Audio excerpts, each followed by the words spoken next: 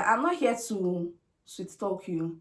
And then again, I'm not here to discourage anybody. I'm just here to tell you what it is and how to get it done.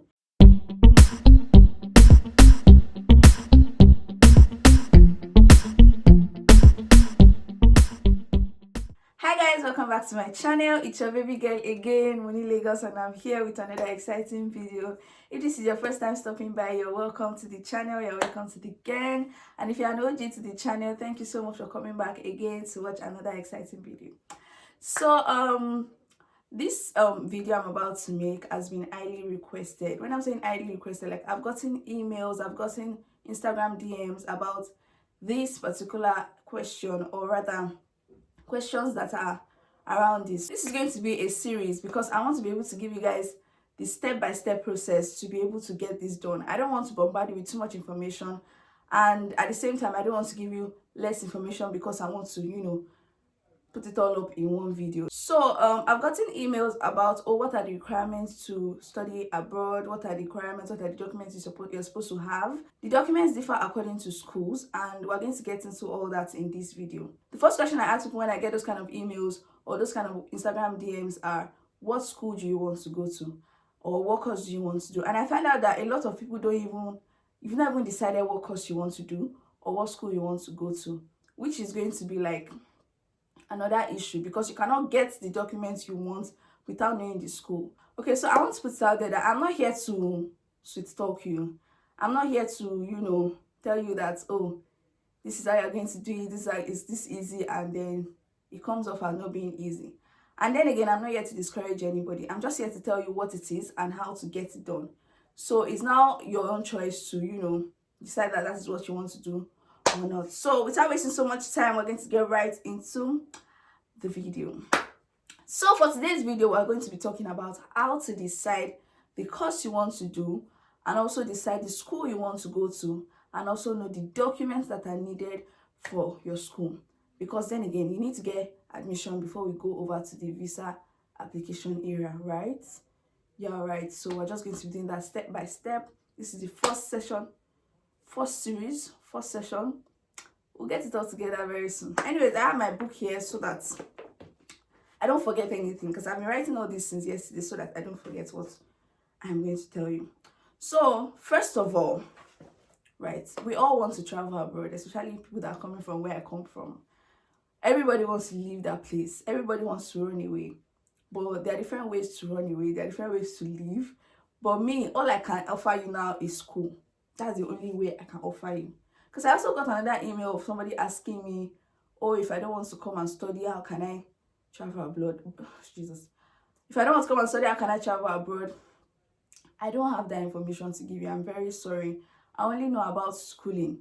School as a pathway to come to the UK. That's all I know about. So I don't know how else you can get here. And I am in the UK. I'm not in Canada, and I'm not in the US. So like I said in my life update video, that I will always be directing you to my agency for other countries. For UK also, I would have given you enough information here, and also maybe through emails or DMs, then I can direct you to my agency, and that makes everything a lot easier. Decide if you want to study abroad and make realistic plans towards it. Now, I've heard people say, oh, I want to travel abroad, but I don't know how to go about it. Or you just sit at the corner of your room and you're deciding, oh, I want to go and study abroad. You guys, I'm not here to disappoint you, like I said earlier. But one of the very important things that you need to know, or that you need to have before you can come and study abroad, is what? Money. Money is very important. We're going to get to the scholarship area. We're going to get to the scholarship part. Just give me time. We're going to get to the scholarship part later on in this video. But right now, I'm just talking from the place of you just trying to make plans to come abroad. This thing is not cheap. Tuition is not cheap. Your living expense is not cheap. And then you cannot be thinking that, oh, you want to travel abroad and, oh, I don't have money. Yes, I know miracles do happen. Trust me, miracles happen. But be realistic with your plans. How much do you have? How much is your tuition going to be? How much is what you're looking at? And then make plans towards that. Streamline that with your plans. You don't want to be just sitting down one place and saying, oh, I'm traveling abroad, oh, I want to travel abroad. And then money is a very vital part of this whole journey, this whole process, money is very vital. Second thing on here that I have for you is decide what course you want to do. It's easy for you to just come up and say, oh, like a person that studied English language, you come and say you want to study medicine. You don't work that way. Like, think about it, okay? You're deciding the course you want to do based on, okay, now I'm talking on, for master's students, let me say this. If you want to come and study masters, yeah, decide on what course you want to do based on your previous certificates, which is your undergraduate. You cannot come and study, you cannot say you want to come and study medicine and you did English for your undergraduates. That's going to be a lot harder. The process is going to be a lot harder, and then the decision process for your school, which might not even work as per you people. Think of the correlation, you get me? Another thing that can work when you're deciding what course you want to do, I know that a lot of us in Lagos, or sorry, a lot of us in Nigeria, we do a particular course and then at the end of the day you come out of school and you're not working with that course. Fine. If you have job experience in the field you want to go to, that can work for you. I'm not saying it will work for you, but that can work for you. That can be like a pathway into the course you want to study. And we're going to get to how you can make that a pathway very soon also. But yeah, you either have a lot like job experience in that field, or you did it in your undergraduate or something related to that. I hope we're all getting that. So decide what course you want to do. And after this decision has been made, after you put everything into consideration, we're going on to the next step. Now, the next step is checking for schools. There are different schools in the UK. There are a lot of schools in the UK. You're going to check for schools based on what you think. First of all, I'm not going to tell you to just check based on the tuition. Sorry about that. I'm not going to tell you just check on school based on the tuition. They are going to have a list of what you're going to check before you decide on a school. First of all, you're going to check for their course modules. The course you want to do, you're going to check for the modules they are teaching for that course. If that module is part of what you want to learn, or is part of, if those modules are part of the plans you have for yourself, as far I'm doing this master's because I want to know how to do this, that, and then you go ahead and check those modules and they align with those plans. That's number one. Number two is you're going to decide on your school based on location. There is school everywhere. There are schools inside London and there are schools outside London. And it's not more news that schools inside London are more expensive than schools outside London. Living in London is more expensive than living outside London. We already know that. But you're going to decide that also. You're also going to decide the school you want to go to based on the method that they use to deliver your course. A lot of schools have different methods of delivering courses. There are some of them that only do self-directed study and lectures. Some schools do seminars, self-directed studies, lectures, practicals. There are a lot of different things that you need to look at. And then choosing a school is not a rush thing. You can give yourself a timeline, that's fine, but it is not a rush. You cannot rush it because you're going to be studying in this school.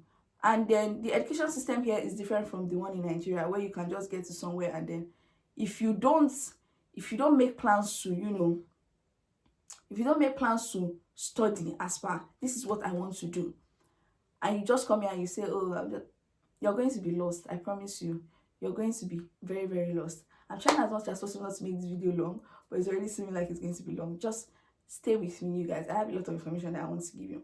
Now, based still on the notion of choosing a school that you want to go to, there is a website you need to check. I know about one website, especially for schools in UK, because you guys, you're not going to blame me that I have more information about UK. That's where I am, and I understand the process a bit more. And I'm not going to come here to tell you what I don't know about other countries and then you find out that it's wrong. So the website is whatyouneed.com. I'm going to link it in my description and it's also showing on the screen now. Whatyouneed.com is a website where you can put the course you want to study, put the location you want to study, and then it brings out a lot of options. So out of these options, you check them one by one, check the requirements for them, and check how they deliver their courses, check the modules, check the location, and also check the tuition, because that is also very important. You cannot check all of that things and check tuition, and then you don't check the tuition, and then you're coming up and they are saying your tuition is £20,000, £25,000. If you have the money, go for it. So the next thing you're going to check is requirement documents. So I had a lot of questions as far, what document do I need to study in the UK? The documents differ according to your schools, but there are some very common ones I'm going to be mentioning here. First one is, I'm talking now for masters. I'm still going to give you document for undergraduates. I'm sorry if I'm not getting into undergraduates a lot. It's just because most people always want to come here for masters instead of undergraduates, but I'm also going to give you information for that. So for a masters, the most common documents you're going to be asked for is, first of all, your BSc certificate, which is very important. You're going to need your BSc certificate. You're going to need your school transcript that your school will send to the school you're applying to. You're going to need your CV, most especially for people that, oh, you didn't do this, something related to this course in your undergraduate and you want to transition into that. Your CV is very important, like very, very important, showing showing the job experiences and the roles you played in those jobs. We encourage them to, say, okay, this person is, I don't know, kind of in this field already, so we can help them get a master's degree in that field. Also, you need a proof of English or an IELTS. Now, there are some schools that only accept IELTS examination, like you have to pass IELTS before you come for the school or to the school, or some courses that only require IELTS. And some other ones will just ask you to get a proof of English from your university, showing that you were taught in English language during your undergraduate studies, which is a lot easier to get, right? But it still depends on your school. If your school wants IELTS, you're going to write the exam. I didn't write IELTS because I got a proof of English from my university, and my school accepted it. So yeah. I'm so sorry I forgot to mention this, you guys. I'm going to be making a whole video on how to write your personal statement and what it is and how it's supposed to be written. For undergraduates, yes. It's a lot easier for undergraduate students because you're just finishing secondary school. You just want to move into university. Any course you decide to choose is going to work for you. Especially if your WAEC subjects, WAEC or NECO subjects match what you're doing. Now, when you're coming to the UK, you cannot combine results. I know that happens in Nigeria, where you say you're doing WAEC and NECO, you want to combine the results as far you pass it in this exam, you don't pass it in this exam. You don't work like that here. You have to pass it.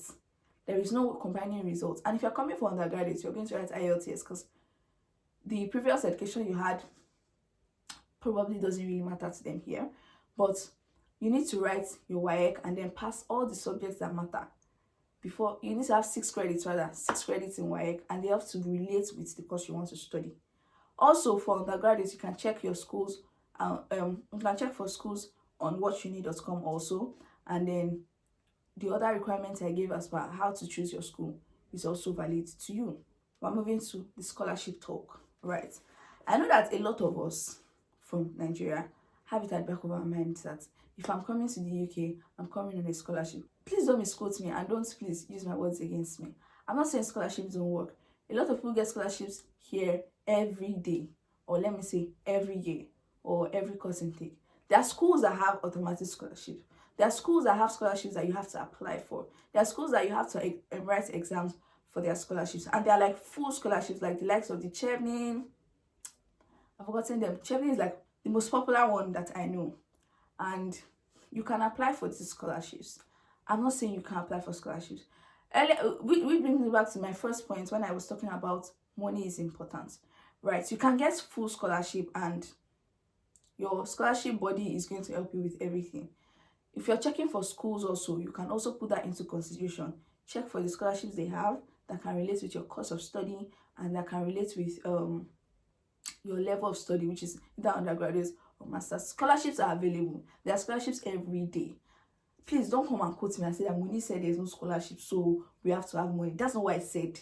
Most of the scholarships are based on merit, and believe you me, a lot of other people are applying for that same scholarship you're applying for. I'm not saying you're not going to get scholarships here. You're going to get scholarships here. Scholarships are available, and that brings me to the next video I'm going to be making. You guys should let me know in the comment section below if you want me to help you find out schools that offer scholarships.